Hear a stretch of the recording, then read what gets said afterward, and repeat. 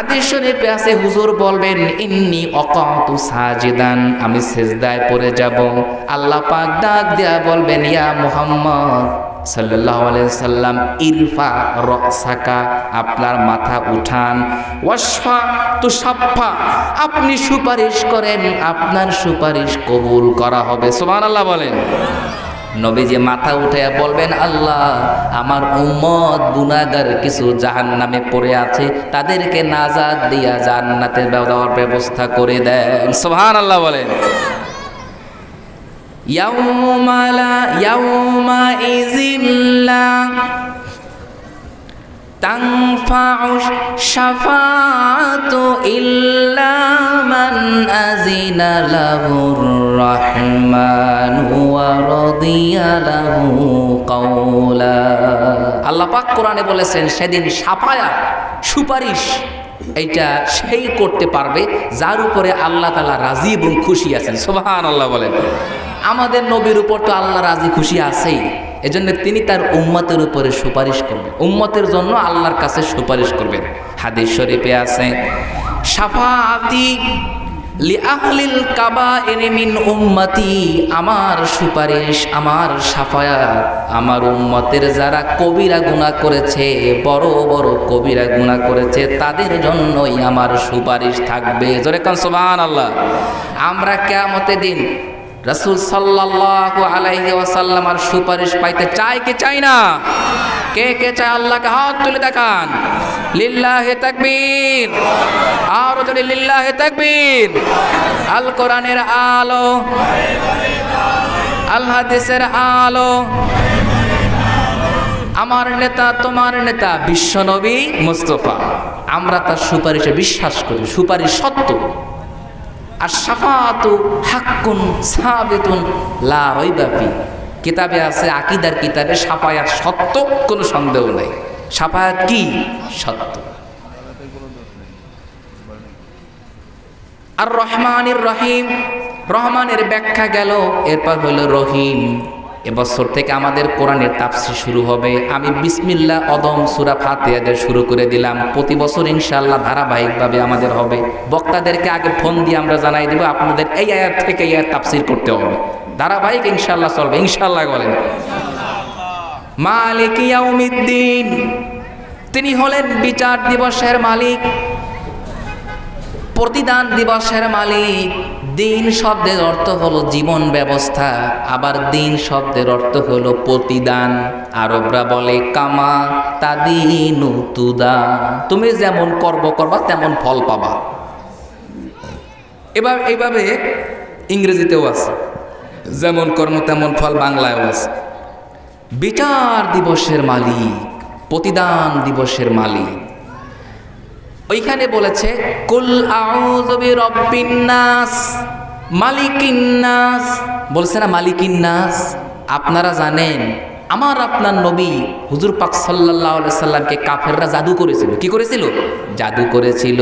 ইহুদি লাবিদ বিন আসেম হুজুরকে জাদু করেছিল। জাদু করার পরে আল্লাহর প্যারা হাবিব সাল্লাল্লাহু আলাইহি ওয়াসাল্লাম অসুস্থ হয়ে গিয়েছিলেন। তখন এই সূরা ফালাকার নাস নাজিল হয়। সূরা ফালাকার নাস পড়া হুজুরের নিজে ফু দিতেন।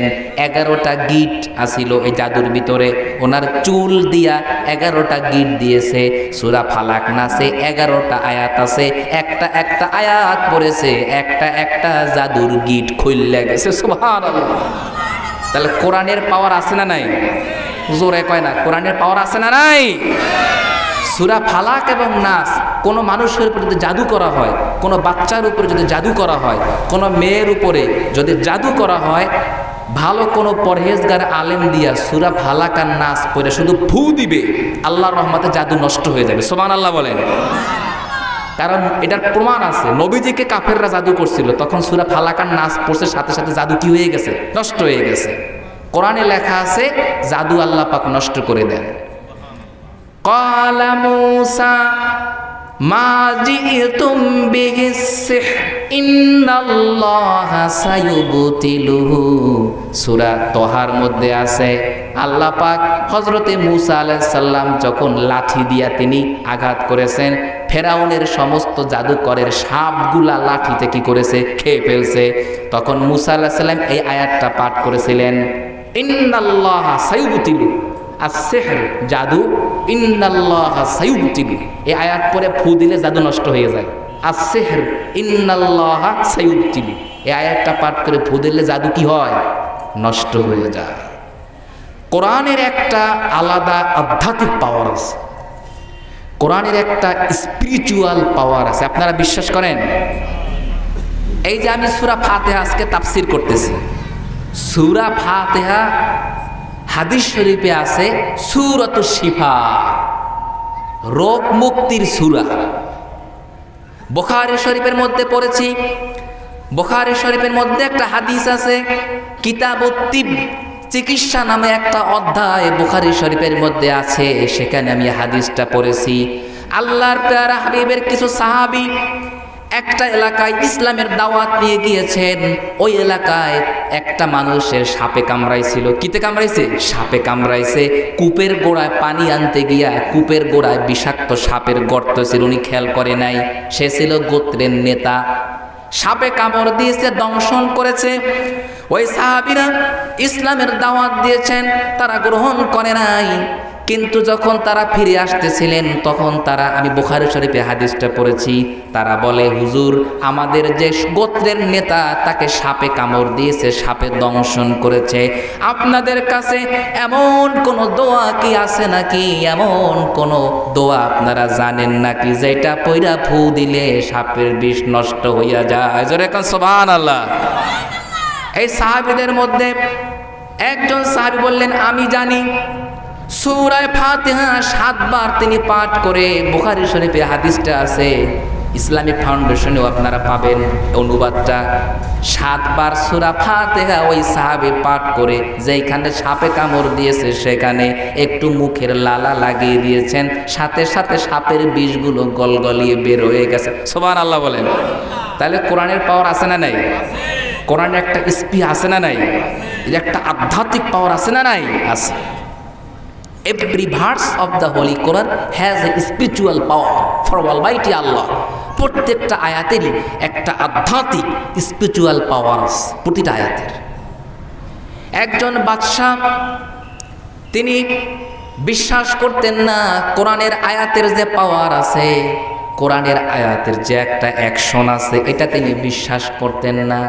তখন সেইখানে একজন আলেম ছিলেন, তিনি এই আয়াতটা পাঠ করলেন, লিল্লাহিল ওয়াহিদিল কাহ্হার লিমানিল মুলকুল ইয়াউম লিল্লাহিল ওয়াহিদিল কাহ্হার।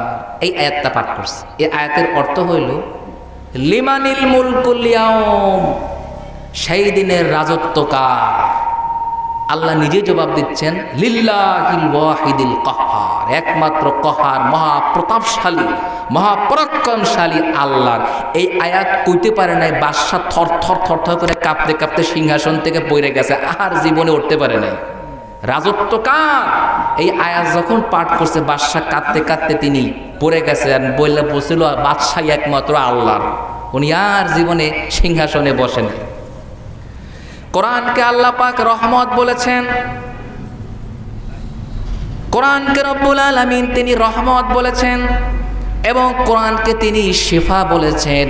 আল্লাহ পাক বলতেছেন, ওয়া নুনাজ্জিলু মিনাল কুরআনি মা হুয়া শিফাউন ওয়া রাহমাতুল লিল মুমিনিনা ওয়া লা ইয়াজিদু যালিমিনা ইল্লা খাসারা।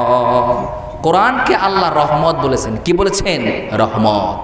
অনুনাজ্জিলু মিনাল কোরআন, তিনি কোরআন থেকে নাজিল করেন আয়াত, মা হুয়া শিফাউন, যে আয়াতগুলো হলো রোগ থেকে মুক্তি, ওয়া রাহমাতুল লিল মুমিনিন, এবং মুমিনদের জন্য রহমত। কোরআনকে আল্লাহ পাক রহমত বলেছেন, সুবহানাল্লাহ বলবেন না? রহমত, কোরআন হচ্ছে রহমত, মানব জাতির জন্য রহমত। ওয়াহুদাও ওয়া রাহমাতাও ওয়া বুশরা লিল মুসলিমিন। কোরআনকে হেদায়াত বলেছেন, রহমত বলেছেন এবং মুমিনদের জন্য সুসংবাদ বলেছেন। এরপরে সামনে যাই, মালিক ইয়াউমিদ্দিন, বিচার দিবসের মালিক। বিচার দিবসের তিনি হচ্ছেন একমাত্র একচ্ছত্র অধিপতি। তিনি ছাড়া কিয়ামতের দিন রায় দেওয়ার কারো ক্ষমতা নাই। একটা মানুষ যদি 500 বছর ইবাদত করে, কত বছর? 500 বছর। আর আল্লাহ পাক যদি কয় তোরে আমি বেহেশতে দিব না, দোজখে যা, তার কিছু করার থাকবে? এটা হাদিসে আছে। ইবাদত নিয়ে গর্ব করার বান্দার কোনো ক্ষমতা নাই। বনি ইসরায়েলে একটা দরবেশ আছে, বালাম বিন বাউরা, হাদিসে আছে, কোরআনেও সূরা আরাফের তাফসিরে আছে। এই লোকটা শত শত বছর ইবাদত করছে, কিন্তু এই দরবেশ হজরতে আল্লাহ নবী ইউসা এনার বিরুদ্ধে বদদোয়া করার কারণে জাহান্নামী হয়ে যাবে, নাউজুবিল্লাহ মিন যালিক। তো কিয়ামতের দিন রায় দিবে কে? একমাত্র আল্লাহ ছাড়া আর কেউ না। তিনি ছাড়া আর কেউ রায় দেওয়ার ক্ষমতা নাই। আব্দুল কাদের জিলানীও বলতে পারবে না আমি পরকালে কোথায় যাব। তিনি নিজেও বলতেন যে সাহাবীরা যে যুদ্ধ করছে, এটার যে ঘোড়ার যে ধুলা, এর একটা ধুলার মূল্য আব্দুল কাদের জিলানীর নাই। এটা তিনি এত বিনয়ের সাথে তিনি বলতেন। পরকালে কে কোথায় যাবে, কে জান্নাতে যাবে, কে জাহান্নামে যাবে, এই রায় দেওয়ার মালিক হলেন একমাত্র আল্লাহ পাকের। এজন্য নবী করিম সাল্লাল্লাহু আলাইহি সাল্লাম তিনি বলতেন, আমি নিজেও জানি না আমার সাথে কি করা হবে, আমি নিজেও জানি না। কোরআনে আছে, মা ইউফালু বি ওয়ালা বিকুম, আমার সাথে কি করা হবে এইটাও আমি জানি না, এবং তোমাদের সাথে কি করা হবে এইটাও আমি জানি না। ও ফাতেমা, নিজের আমল ঠিক করো, তুমি রসুলের কন্যা, এইটা বলে তোমাদের নাজাত হবে না। ও হাসান হোসাইন, তোমরা রাসূলের নাতি, এইটা সার্টিফিকেট দিয়া তোমাদের নাজাত হবে না। কিন্তু যদি আমল ভালো করো, আল্লাহ পাকের রহমতে তোমরা জান্নাতে যাবে। আমরা কেউই ইবাদত দিয়ে জান্নাতে যাব না, আমরা সবাই জান্নাতে যাব আল্লাহর রহমতে। আল্লাহর কিসে? রহমত। এটা মনে রাখবেন, ইবাদত দিয়ে কেউ জান্নাতে যাবে না। ইবাদতের উপর আল্লাহর খুশি হতে হবে। আমি যত ইবাদত করি, যদি এর উপর আল্লাহ তাআলা খুশি না হয়, তাহলে ইবাদতের কোনো দাম নাই। শুধু ইবাদত দিয়ে কেউ জান্নাতে যাবে না। কারণ হলো মুনাফিকরাও নামাজ পড়তো, পড়তো কি পড়তো না রাসূলের যুগে? আচ্ছা, রাসূলের যুগেও মুনাফিক ছিল, তারাও নামাজ রোজা করত, কিন্তু তারা জাহান্নামে যাবে। কোরআনে আছে, ইন্নাল মুনাফিকিনা ফিদ দারকিল আসফালি মিনান নার। মুনাফিকরা জাহান্নামের একেবারে সবথেকে তলদেশে যাবে, কিন্তু তারাও নামাজ পড়তো, তারাও রোজা রাখতো, কিন্তু তারা মুনাফিক, জাহান্নামে যাবে। এই জন্য ইবাদতটা হতে হবে একমাত্র আল্লাহকে রাজি খুশির জন্য, তা না হলে কাজ হবে না। ইবাদত যদি অল্প হয়, সেটা আল্লাহকে রাজি খুশির জন্য করতে হবে। 4 নম্বরে বলতেছে, ইয়্যাকা না'বুদু ওয়া ইয়্যাকা নাস্তাঈন। আমরা ইবাদত করি একমাত্র আপনারই, এবং সাহায্য চাই একমাত্র আপনার কাছে। ইবাদত এবং সাহায্য চাওয়া দুইটা একসাথে বলার একটি বিশাল কারণ আছে। আল্লাহ নবীর যুগে আবু জাহেল, উতবা, সায়বা, ওলীদ, এই যে বড় বড় কাফেররা, এরাও জানতো আল্লাহ একজন আছে। আল্লাহ যে একজন আছে এটা তারাও স্বীকারও করতো। এমনকি আল্লাহ নামে কসমও খাইতো, আল্লাহি বিল্লাহি তাল্লাহি, হাদিসে আছে এরকম কসম খাইতো। এমনকি আল্লাহর নামে মানতও করতো। তাহলে দোজখে যাইবে কিসের জন্য? এখানেই হচ্ছে মূল প্রশ্ন।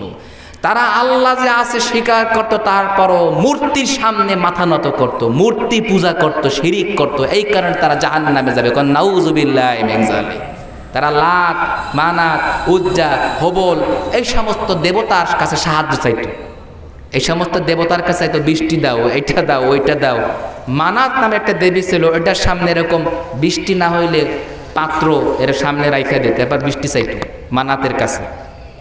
এইভাবে লাত ছিল ভাগ্যের দেবী, তার কাছে ভাগ্য ভালো হওয়ার জন্য দোয়া চাইতো।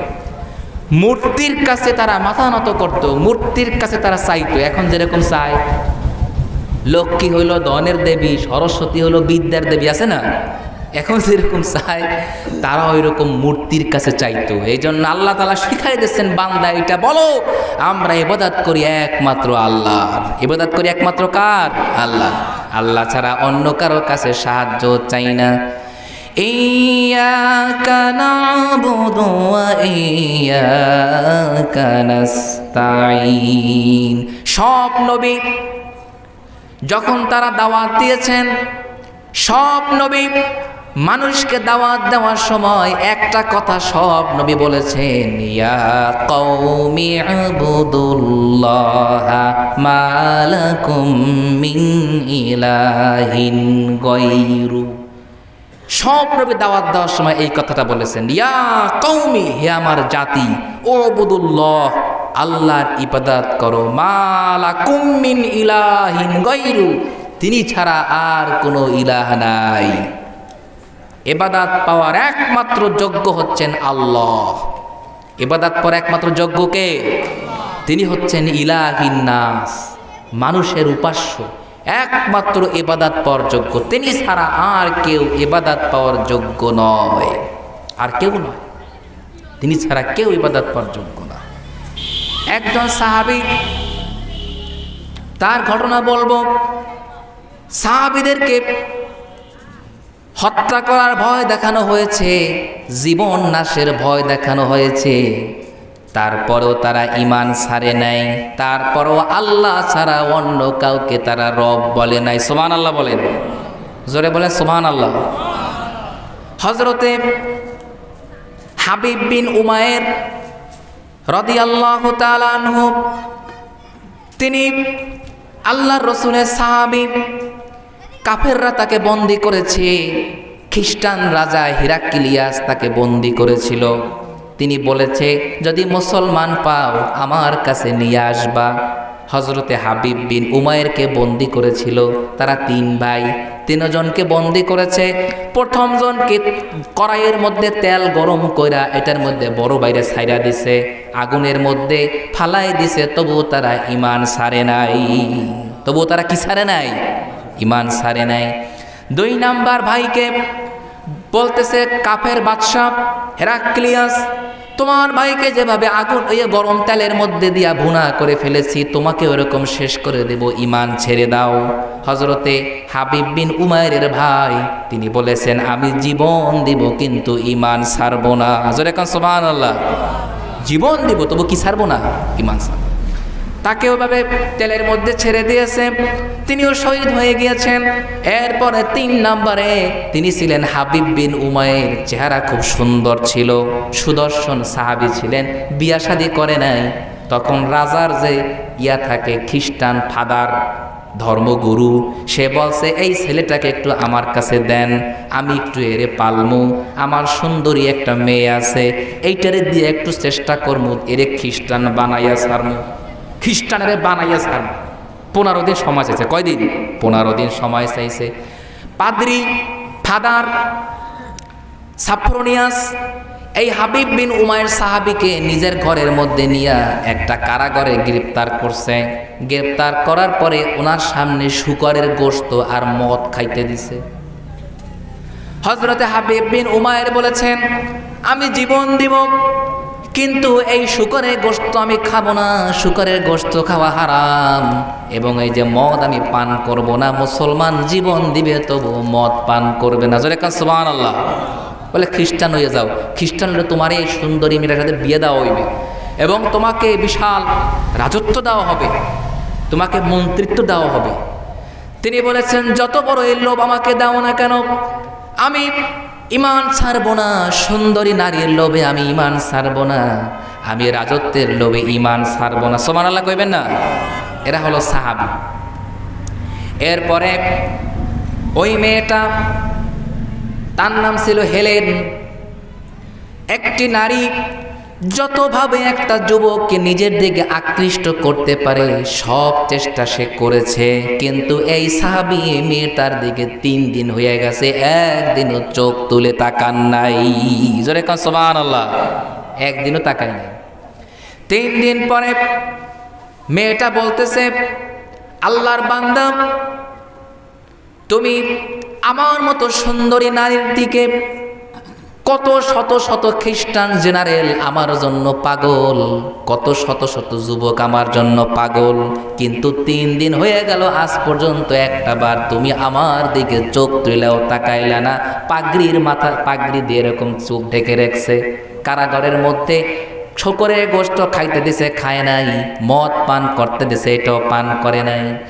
মেয়েটা জিজ্ঞেস করতেছে, এমন কোন শক্তি তোমার ভিতরে আছে, এমন কোন স্পৃহা তোমার ভিতরে আছে, এমন কোন পাওয়ার তোমার ভিতরে আছে, যেই শক্তির বলে তুমি আমার মতো সুন্দরী নারীর দিকে চোখ তুলে তাকাও না, যেই শক্তির বলে তুমি মদ পান করো না, যেই শক্তির পাওয়ারে তুমি এই যে শুকরের গোশত খাও না।